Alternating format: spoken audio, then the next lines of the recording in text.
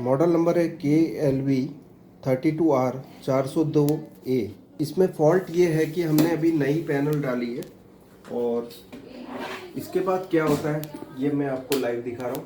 यहाँ पर आप देख सकते हैं कि ये येलो लाइट जल जाती है, मतलब टीवी चालू हो जाता है, लेकिन ना तो पैनल ऑन होती है। यहाँ पर आप देख सकते हैं ना बैकलाइट जलेगी, ठीक है, बैकलाइट भी नहीं जलेगी और पैनल भी ऑन नहीं होती। वो मैं आपको दिखा देता हूँ। पहले यहाँ पर आप देख सकते हैं छोटे छेदों के थ्रू यहाँ पर आपको लाइट दिखनी चाहिए थी, यहाँ पर लाइट नहीं आ रही है। और दूसरा, सिग्नल बन रहे हैं कि नहीं वो भी देख लेते हैं। यहाँ पर अभी आप देख सकते हैं कि पैनल वोल्टेज जो है 12 वोल्ट वो यहाँ पर अवेलेबल है।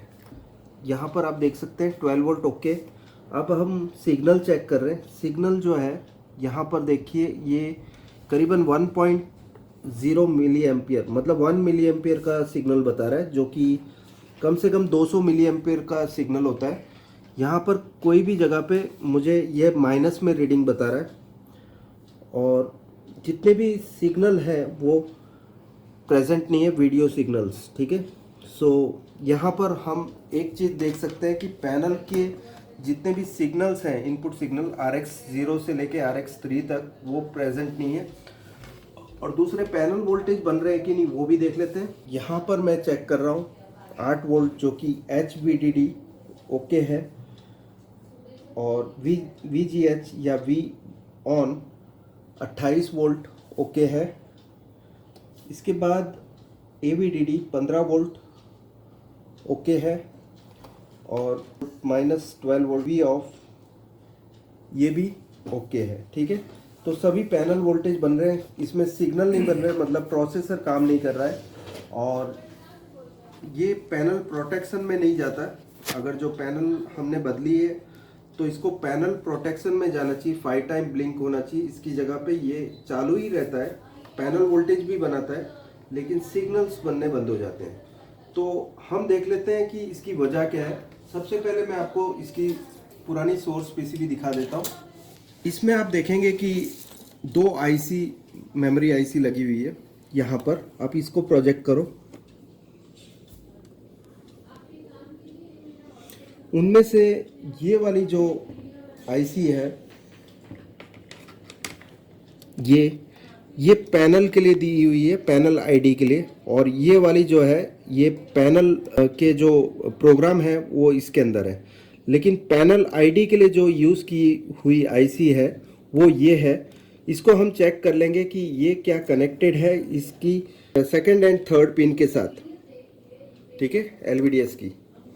इसके लिए हम मीटर को ओम्स की रेंज में रखेंगे और यहाँ पर मीटर भी आपको कंटिन्यूसली दिखाना होगा और साथ में जो मैं टेस्ट पॉइंट टच कर रहा हूँ उसको भी दिखाना है। अब देखेंगे कि ये वाली जो आईसी है इसकी जो फर्स्ट पिन है वो यहाँ पर है। First, second, third, fourth, fifth pin and six pin जो है डेटा एंड क्लॉक पिन है। तो मैं फिफ्थ एंड सिक्स्थ को टच करूँगा, फर्स्ट पिन को सेकंड पिन के साथ। आप देख सकते हैं कि इसमें 101 ओम्स बता रहा है 6 नंबर की पिन के साथ 2 नंबर की पिन का, ठीक है। LVDS की 2 नंबर की पिन 6 के साथ टच है और 100 ओम्स के थ्रू, और 3 नंबर की पिन 5 के साथ टच है 100 ओम्स के रजिस्टर के थ्रू। सो इन दोनों के बीच में 100 ओम्स के रजिस्टर के थ्रू इस आईसी को कनेक्ट किया हुआ है, जो कि इसके बोर्ड के साथ कनेक्टेड है, जो इसकी डेटा एंड क्लॉक के साथ, प्रोसेसर के साथ कनेक्टेड है। ये आईसी की एब्सेंस के वजह से यहाँ से सिग्नल नहीं बन रहे और इसी के वजह से बैकलाइट भी ऑन नहीं हो रही है, जो कि 9397 आईसी से आउटपुट निकलना चाहिए था। सो अभी हम या तो इसको ठीक करने के लिए इस आईसी को निकाल कर इसमें दूसरी आईसी हम लगा देंगे 24C32, उसमें इसका प्रोग्राम डाल देंगे पहले और फिर इसको सोल्डर कर देंगे 5 और 6 नंबर की पिन के साथ, 1, 2 और 3 को जोड़ देंगे और उसको सभी सप्लाई 3.3 10K के रजिस्टर के थ्रू डेटा एंड क्लॉक को हम लॉक कर देंगे और 1, 3 और 8 नंबर को मेमोरी आईसी इसको शॉर्ट कर देंगे जो हम कन्वर्टर लगाने वाले हैं, या तो हम रेडीमेड पीसीबी लेंगे जिसमें ऑलरेडी ये सारी चीज़ें इंक्लूडेड है। वो ये है Sony SD to Samsung SD, लेकिन इसके साथ मेमोरी आईसी आपको मिलेगी और ये 3.3 वोल्ट का रेगुलेटर जो है लगा हुआ होगा, जो 12 वोल्ट को 3.3 बना के इस आईसी को सप्लाई देगा।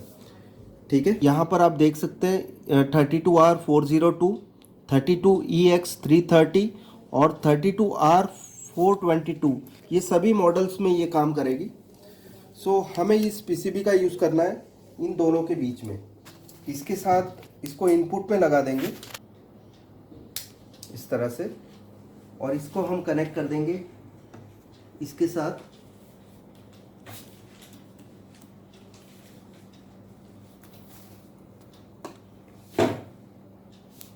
और आउटपुट में हम ये केबल ले लेंगे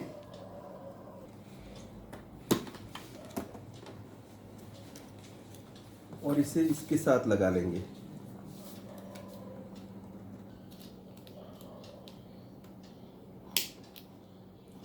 यूँ, ठीक है, और इसको यहाँ डबल साइड टेप से चिपका देंगे।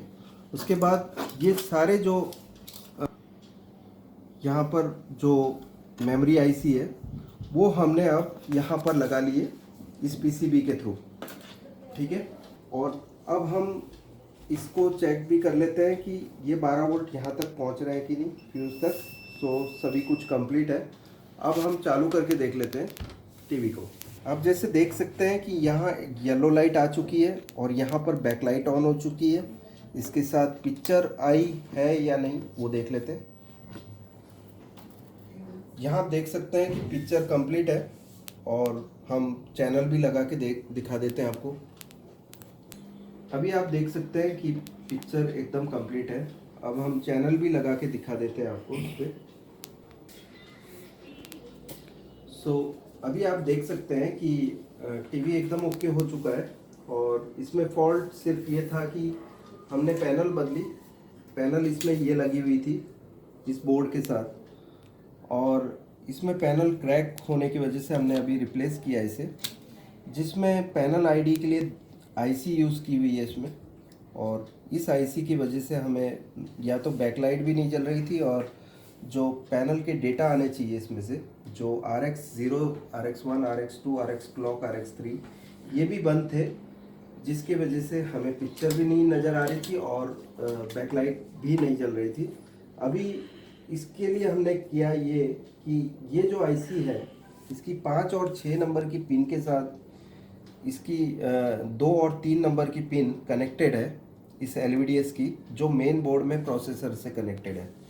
अब हमने बीच में एक पीसीबी यूज़ कर ली जिसमें ये आईसी उस पीसीबी के अंदर है, और ये सारे डेटा होने की वजह से, पैनल आईडी मैच होने की वजह से अब RX लाइन आने लगी, और जो प्रोसेसर है उसने बैकलाइट ऑन का भी वोल्टेज देने की वजह से अभी बैकलाइट भी जल गई और पिक्चर भी आ गई। सो ये वीडियो आपको कैसा लगा ज़रूर बताएं। अच्छा लगता है तो लाइक कीजिए, ज़्यादा से ज़्यादा लोगों को शेयर कीजिए। अगर जो मेरे वीडियो के आपने सब्सक्राइब कर रखी है और नोटिफिकेशन नहीं दबाया, बेल नहीं दबाया, तो आपको मेरी जो वीडियो जैसे मैंने अभी ये बनाई है, आपको मोबाइल स्क्रीन पे आपके नोटिफिकेशन नहीं मिलेगा।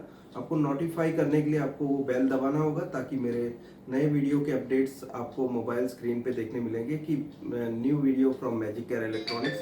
उसके बाद मेरे वीडियो सबसे पहले देख पाओगे। शुक्रिया दोस्तों, थैंक्स अ लॉट, बाय।